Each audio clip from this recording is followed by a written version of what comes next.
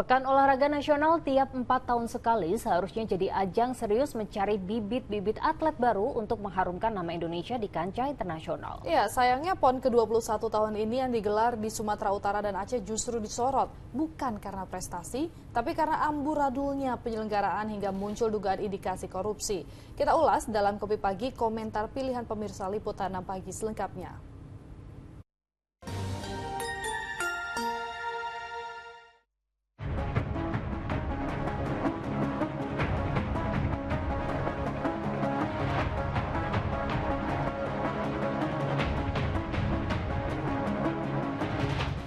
Carut-marut Pekan Olahraga Nasional Aceh Sumut 2024 kini disorot tajam publik.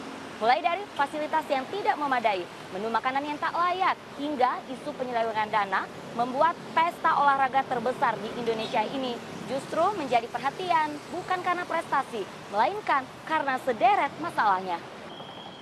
Selengkapnya kita kupas bersama saya, Auriga Agustina, dan juru kamera Ahmad Teguh dalam Kopi Pagi, komentar pilihan Liputan 6 Pagi.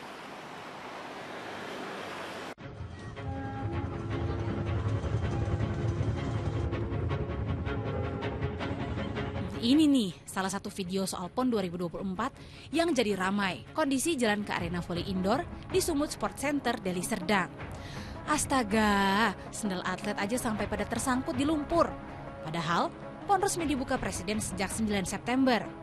Tapi kondisinya masih seperti ini. Sampai-sampai pertandingan voli PON yang harusnya dimulai tanggal 10 harus ditunda karena akses jalan yang tak layak. Kenyataannya, hingga hari ini, proyek pembangunan infrastruktur PON masih berlangsung. Padahal, PON-nya kan selesai tanggal 20 September. Apa sih kendalanya? Dan pastikan itu sampai dengan tanggal 20 September, penutupan itu tidak akan selesai.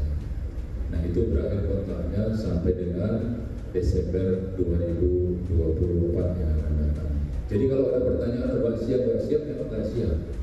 Karena pekerjaannya diawali Agustus.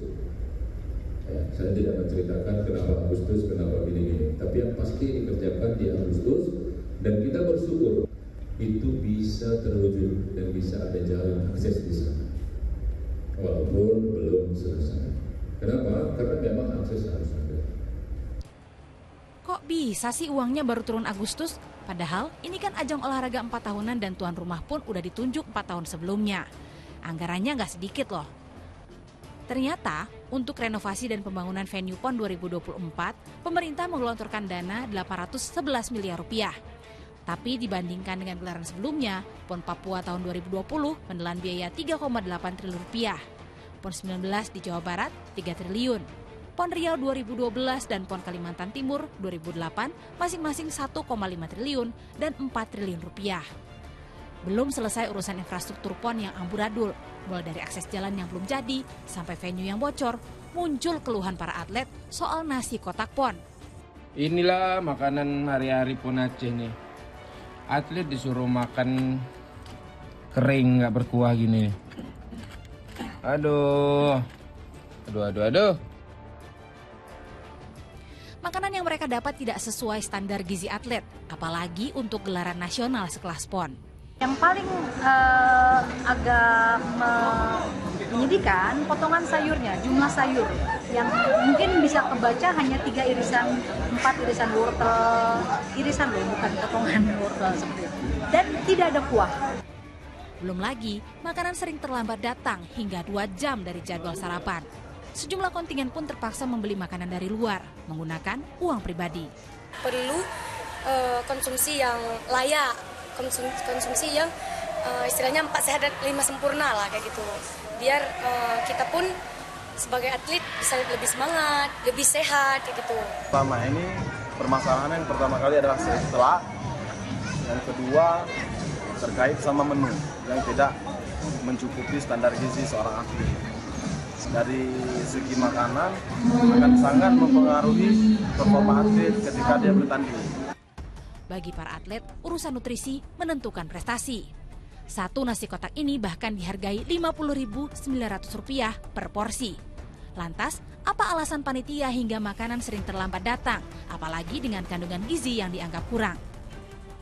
Umumnya karena memang banyak atlet yang memang sudah terbiasa di daerahnya masing-masing itu harus makan sekitar jam 5 atau jam 6 pagi, sehingga kalau kita mengantar di jam 5 dan sampai antara jam 5 dan jam 6 itu juga di daerah kita ini adalah waktu subuh. Jadi saya pikir ini juga menjadi kendala bagi kita, dan pada jam-jam pagi seperti itu banyak elok kita yang belum berhadir karena memang ada elok kita yang menunaikan salat dulu. Konten-konten yang viral di media sosial memperlihatkan bagaimana buruknya kondisi yang dihadapi para atlet PON 2024 dan tim pendukungnya di Aceh dan Sumatera Utara. Mulai dari sarapan yang tak kunjung tiba, menu sarapan yang dinilai tak layak, jalanan yang berlumpur, dan atap venue yang bocor.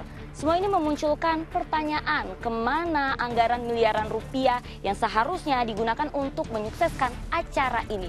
Dugaan korupsi pun mencuat. Polri, Kejaksaan, BPKP siap turun tangan mengusut dugaan penyelewengan. Instruksi Kapolri pun langsung turun. Tim Satgas khusus pun dibentuk bergabung dengan tim dari Kejaksaan dan BPKP.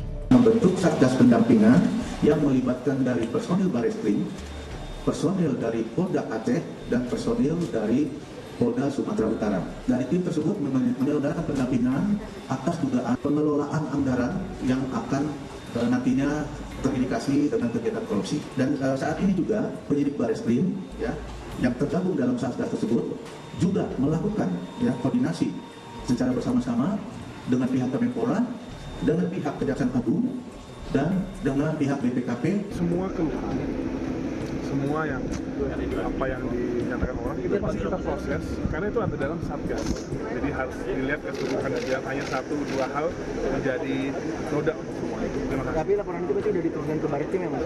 Oh, itu otomatis semua pergerakan daily update PON itu pasti terupdate ke Satgas. Dari sederet karut-marut masalah di PON ke-21 ini, apa kata pemirsa Liputan 6 Pagi? Menurut saya sih kurang pantas saja ya untuk event olahraga terbesar di negara ini dengan fasilitas yang tidak siap dan kurang memadai. Kalau menurut saya sih tidak pantas saja untuk para atletnya. Pastinya kecewa ya, lagi atlet-atlet kan pasti mereka kan tugasnya membawa nama baik Indonesia, mengharumkan nama Indonesia, tapi kenapa malah negaranya kurang memfasilitasi atletnya gitu. Ya pastinya kecewa sih. Menurut saya memang sangat tidak pantas, apalagi untuk sebuah negara yang sangat interest dan berentusias terhadap olahraga, cabang olahraga. Apalagi kalau dibanding dengan PON yang kemarin, setahu saya yang di Papua, sangat tidak pantas. Harus membayangkan perasaan para atlet ataupun rakyat biasa jika terkena atau dizolimi seperti itu. Ya cukup kaget sih dengan beritanya yang ada gitu. Jadi kayak ini pemerintah itu harus benar-benar aware ya, apalagi ini akhir-akhir ini semakin banyak orang yang tahu tentang penyelewengan dana kayak gitu sih. Sebenarnya sih harusnya atlet nggak usah mikirin tentang tempat PON-nya itu ya. Sebenarnya mereka harus fokusnya latihan sama lombanya itu kan. Nah ini malah fasilitasnya diselewengin itu kayaknya udah bukan diluarinnya lagi ya. Atletnya harusnya nggak usah mikirin tentang hal itu lagi. Iya, dirugikan banget sih. Iya, dirugikan banget sih. Sangat kecewa sekali sih, memprihatinkan sekali ya, dikarenakan seperti tidak terurus atau seperti tidak diperhatikan sama pemerintah. Pemerintah harus lebih mengutamakan atletnya. Apalagi kan kemarin juga anggarannya dari pemerintah juga besar, itu lebih diutamakan lagi untuk fasilitas atletnya agar lebih baik, lebih semangat lah atletnya. Yang kecewa ternyata bukan cuma masyarakat. Jadi, siapa yang harusnya tanggung jawab?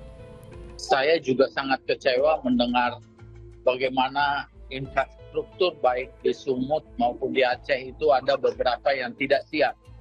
Ya, ini menunjukkan bahwa bukan ketidakseriusan, mereka serius tapi ketidakmampuan dalam memanage proses pembangunan infrastruktur di daerah. Undang nomor 11 tahun 2022 atau tahun berapa itu penanggung jawab PON itu adalah Menpora yang didelegasikan ke KONI dan KONI daerah. Jadi ya Menpora di sini harus bertanggung jawab, bukan hanya kemudian menelusuri kemungkinan terjadinya korupsi, tapi dia juga harus bertanggung jawab bahwa PON kali ini jelek, itu adalah tanggung jawab Menpora juga, bukan tanggung jawab panitia lokal, panitia pelaksana atau Pemprov pemerintah Provinsi Sumut dan Aceh. Pekan Olahraga Nasional seharusnya jadi ajang menjaring atlet-atlet terbaik bangsa. Apa harapan masyarakat untuk pembinaan atlet Indonesia? Yang pasti semua berawal dari manajemen.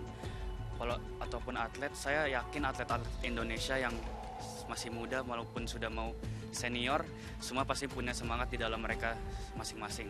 Akan tetapi saya tetap yakin bahwa masalah intinya tetap pada manajemen dan persediaan atau perlengkapan kepada atlet-atlet kita. Apalagi dengan ambisi kita ingin mengadakan acara-acara yang global gitu. Kalau dibandingin dengan Qatar kemarin saja, dengan mereka mengejar waktu batas, itu benar-benar sesuai janji tepat omongan mereka, benar-benar bagus saya rasa. Saya juga langsung merasakan. Lebih difokuskan lagi untuk anggaran yang kemarin sudah dianggarkan untuk atlet-atlet supaya lebih oke lagi untuk atletnya. Jadi dari segi fasilitas pertama harus diperbaiki. Di fasilitas dan masalah trainingnya untuk para atlet lebih disiplin dan harus dari emang Kemenporanya sih harus dibenahi. Jadi menurut kamu Kemenporanya ini harus bertindak tegas atau gimana?